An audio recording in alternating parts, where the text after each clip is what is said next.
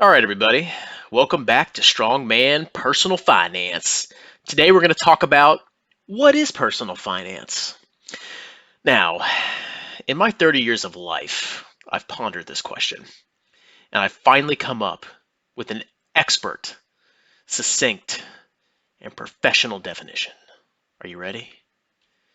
Personal finance is managing your personal income and expenses to meet short, intermediate, and long-term financial goals. I'll say that one more time. Managing your personal income and expenses to meet short, intermediate, and long-term financial goals. Now, I'm sure there's some detractors out there that won't like my definition, and frankly, I don't care. I made it up. I think it's pretty good. All right, moving on. What is a short-term financial goal? What are we talking about here? Are we talking about buying a boat, a house, saving for retirement? Absolutely not. Short-term financial goals are goals that you want to achieve with your money within 1 year. How about an example? Let's say you have two precious little children that you spoil constantly. That's not me, of course. Let's say you want to buy them Christmas presents because they're so precious and perfect. Well, Christmas is always within at least 1 year, correct? That's a financial goal. Your goal is to save money to buy your children Christmas presents.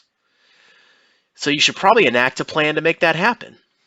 And that plan isn't, oh, I'm just going to charge it to my credit card 5 days before Christmas. You're actually going to save the money over several months so you can actually afford to buy the presents in cash.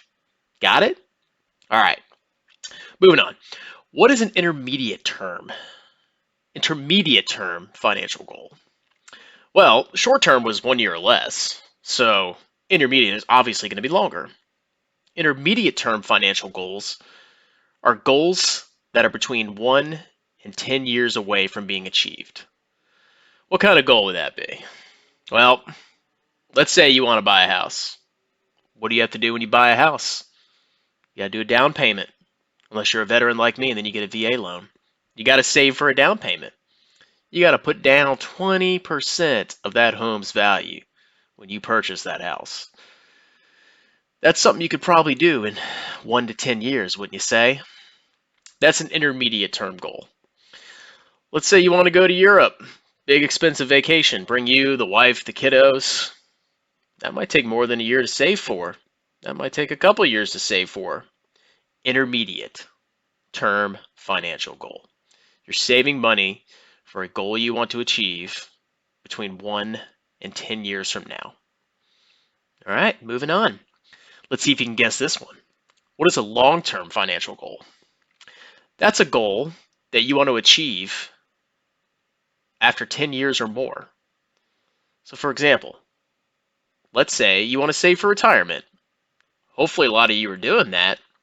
And I think if you're watching YouTube, you're probably at least 10 years from retirement.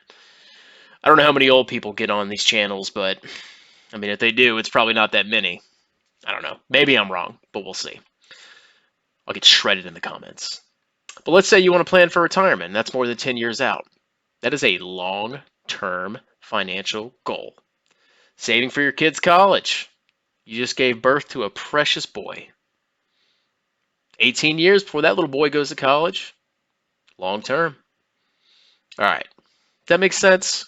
You got short-term goals, intermediate, and long-term. Does that make sense? All right. Moving on. So why should you care about personal finances? What's the point? I came up with 4 good reasons why you should care. All right. A lot of people, they don't give a rip about their personal finances. You know, they'll just meander day to day, month to month. Oh, my car broke down. Oh, I don't have money. Oh, oh crap, I need to retire in a year. Financial advisor, do I have enough money saved? No, I never contributed to my 401k. You don't want to be that person. You want to start caring now. And the younger you start caring, the more successful you're going to be as time goes on. So why care about personal finances? Number 1, it gives you independence. If you actually know how to manage your money and you're directing your money to the appropriate places, you are dependent on no one and you don't have to have anybody take care of you. Now I know if you're a child, that's something that you're used to. Hey, mommy and daddy buy me food, and they pay for all my stuff, and I'm good to go. Well, as an adult, you shouldn't want to be dependent on anybody. If your car breaks down, you better have the money to pay that in cash. You don't want to be dependent on a bank, mommy and daddy, stealing, whatever the hell you want to do. None of that. You want to be completely independent. And having good finances will make you independent. Number 2, freedom.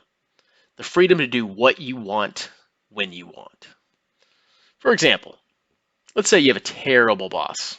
All right? I'm sure some of you do. Do you want to keep working with that boss? I mean, let's say you try to work things out and he or she, excuse me, continues to just be a complete jerk. Well, you can either stay at the company because you don't have any money to do anything else, or you can look for a new job. And if you look for a new job, let's say it takes forever to find a new job and you just can't stand your boss anymore. Well, you actually do have the luxury to quit your job if you have sufficient finances set aside to support yourself until you can find a new one. Not always recommended in all circumstances, but, I mean, if it's that bad and you need to quit or you get fired, God help you, you actually have the money set aside to support yourself. Freedom. If you had $2 billion in the bank and you had a terrible boss, how long would you work there? Pretty shortly. All right. Number 3, security. You're able to protect yourself from financial hardships. What does that mean? Car breaks down, you got money in the bank, you got a couple $100,000 in savings. Could you, potentially get that car fixed, pay it in cash? Yeah, you probably could. What if you had no money in savings? Well, you got to put it on your credit card, or you got to get a personal loan. And when you get one of those, you pay interest, and that sucks. So having a lot of savings, having good finances will give you security. And lastly, it gives you confidence. It gives you the confidence to take risks in your career. Let's say that there's a job that you want. Or let's say, there's a new career field that you want to explore.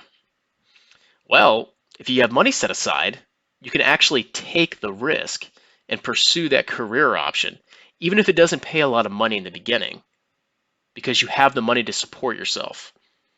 Let's say I want to become an author, an artist, whatever, and I quit my job. Well, since I have pretty good amount of savings, I could just quit my job and pay my bills for the next couple of years while I work towards that new career. Not that I recommend that, but, if that's what you want to do, it's always good to have that money set aside. All right,